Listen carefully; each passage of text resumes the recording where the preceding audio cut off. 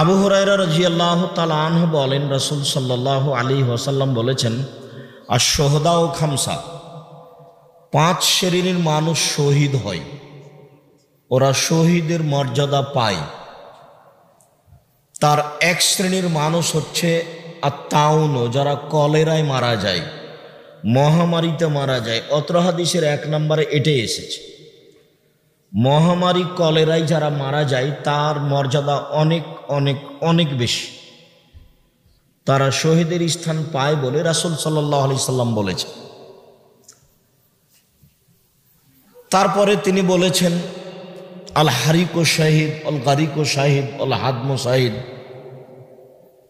কেউ যদি আগুনে জ্বলে মারা যায় সেও শহীদ, কেউ যদি পানিতে ডুবে মারা যায় সেও শহীদ, কেউ যদি উপর থেকে পড়ে মারা যায় সেও শহীদ।